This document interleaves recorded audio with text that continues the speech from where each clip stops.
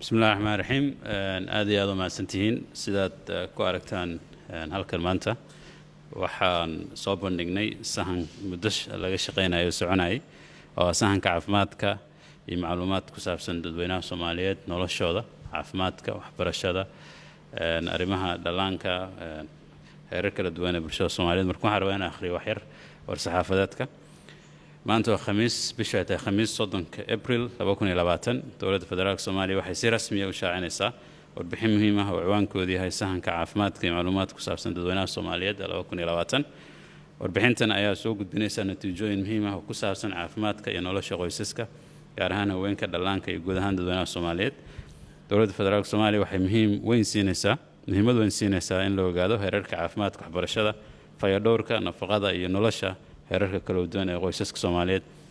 si loogu jaangooyo qorshayaasha horumarineed ee ku aadan nolosha iyo badqabka ummadda Soomaaliyeed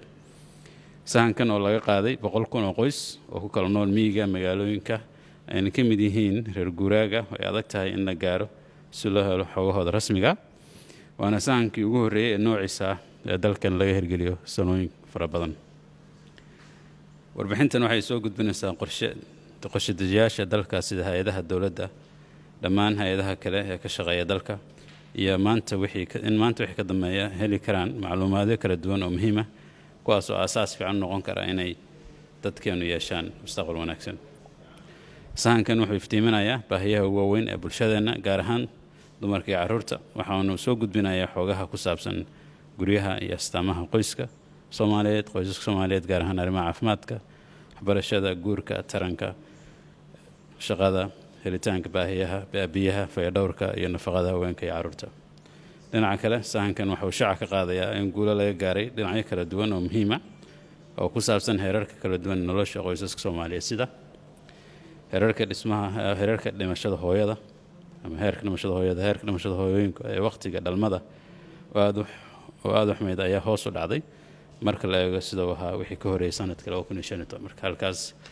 alxamdulillah isbedel fiican baa ka muuqda guurka waqtiyada hore ayaa u muuqanayay inuu hablaha ka horjoogsado fursado kala duwan oo ay ku maareyn karaan noloshooda kana muujiyaan awoodooda sida qofku dhalinyarada in waxbarasho helo ka hor intaan guur gelin iyo arrimo noocaas ah sida sahankan cadeeyay guurka noocan oo kale ay hoos u dhac ku yimid marka loo eego haweenka da'dooda ka dhaxaysa 20 ilaa 24 boqolkiiba 46 ayuu ahaa 2006 halka uu haatan yahay boqolkiiba 36 warbixin aad u fara badan oo noocaas oo kale ayaa halkan ku qoran marka waxaan rajeynaynaa in xogtan marka la daawaco dhammaan laga helo xogaha halka ku qoran oo dhan haddii alla idmo waxa soo warbixintan ay faahfaahinaysaa waxyaalaha sida da'da helitaanka biyaha waxbarashada tusaale ahaan da'da dadweynaha boqolkiiba 50 qoysaska Soomaalidu waxay ka yihiin 15 sano jir halka boqolkiiba 40 yihiin da'da shaqada